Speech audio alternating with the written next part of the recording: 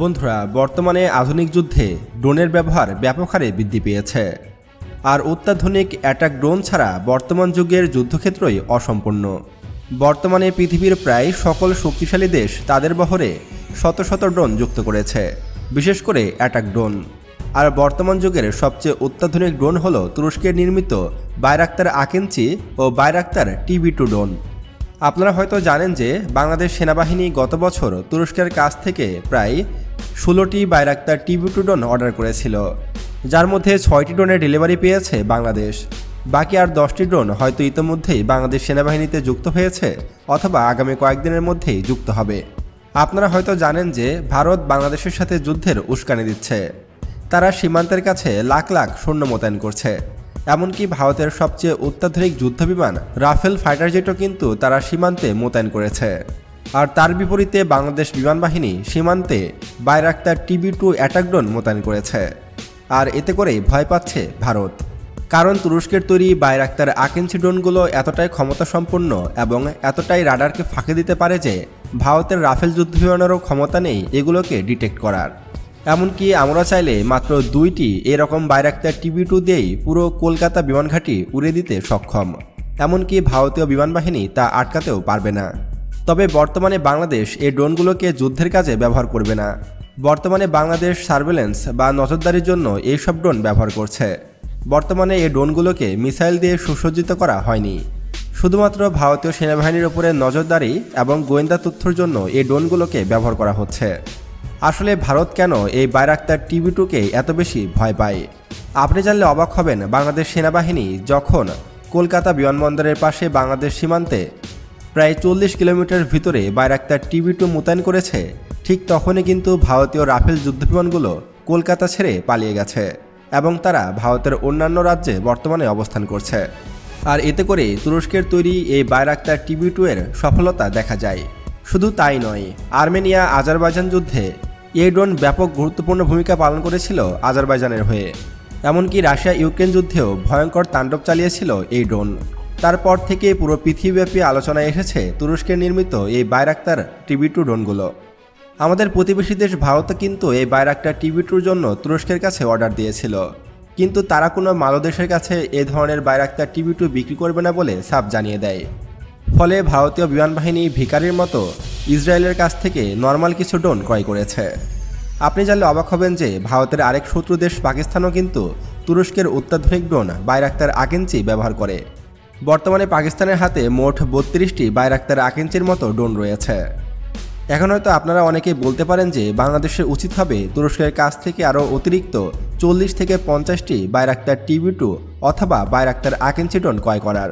কিন্তু আপনাদেরকে জানিয়ে রাখি যে তুরস্কের বর্তমানে যে ড্রোন তৈরির সক্ষমতা রয়েছে তা প্রতি বছর 200টির মতো ড্রোন।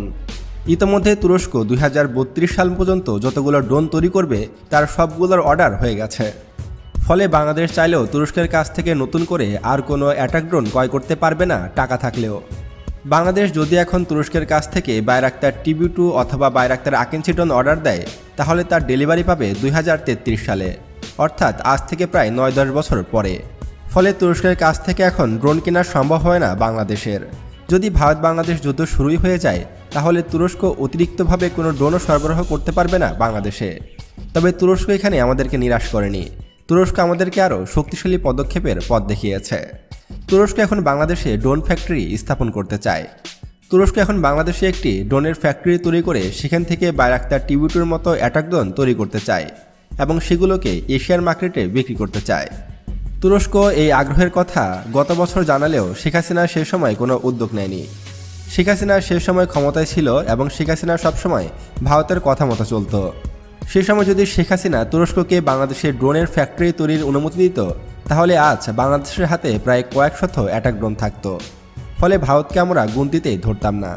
কিন্তু স্বৈরাচার শেখ হাসিনা সে সময় তুরস্ককে এই অনুমতিটি দেয়নি। তবে বর্তমান সরকার এই অনুমতি দিয়েছে তুরস্ককে।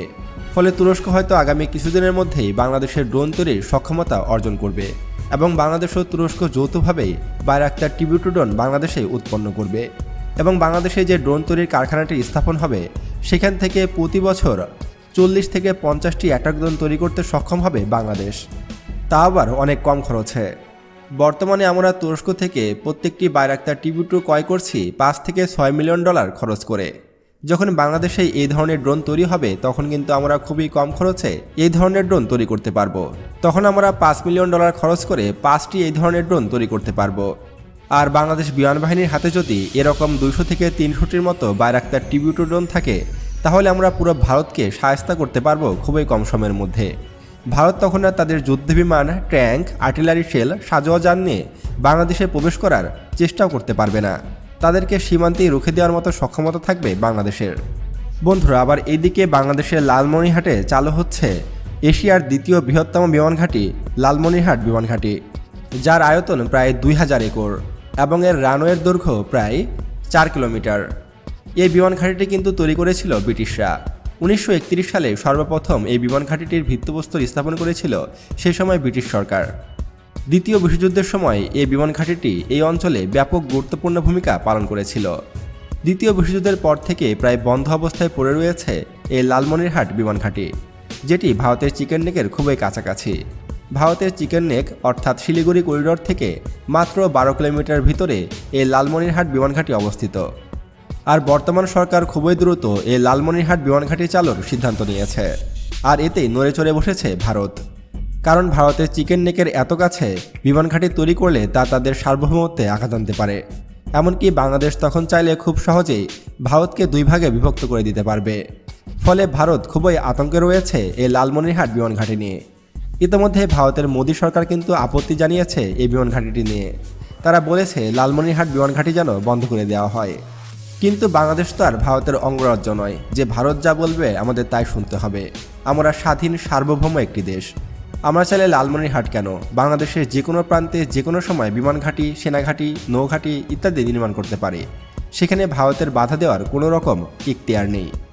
বাংলাদেশের সার্বভৌমত্ব রক্ষায় আমরা যে কোনো পদক্ষেপ যে কোনো সময় নিতে পারি, সে অধিকার আমাদের রয়েছে। বন্ধুরা, বাংলাদেশের লালমনিরহাটে যদি বাংলাদেশের সবচেয়ে বড় এবং এশিয়ার দ্বিতীয় বৃহত্তম বিমান ঘাঁটিটি চালু হয় তাহলে সবচেয়ে বেশি যে দেশটি আতঙ্কে থাকবে সেটি হলো ভারত।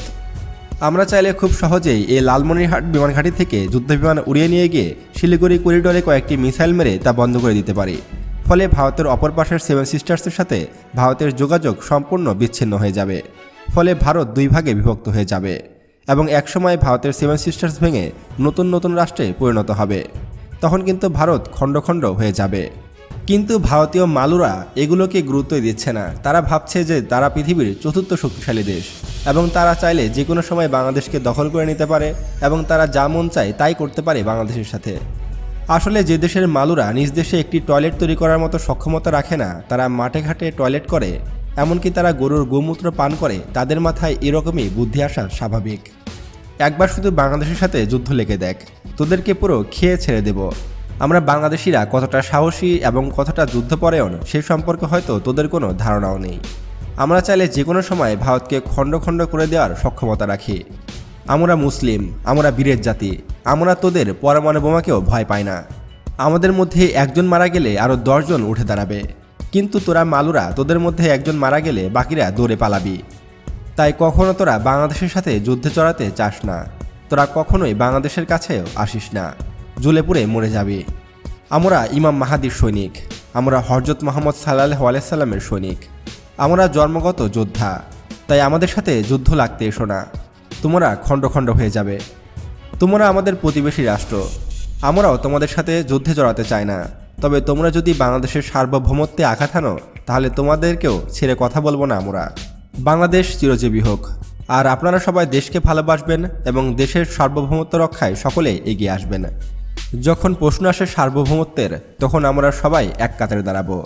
কারণ আমরা যে দলই করি না কেন, দিন শেষে আমাদের সকলেরই এ দেশটা, এমনকি আমাদের কবরও এই বাংলার মাটিতেই হবে। তাই এই বাংলাদেশ আমাদের, আর এদেশের স্বাধীনতা রক্ষা করার দায়িত্ব এদেশের প্রত্যেকটা নাগরিকের। জয় বাংলা।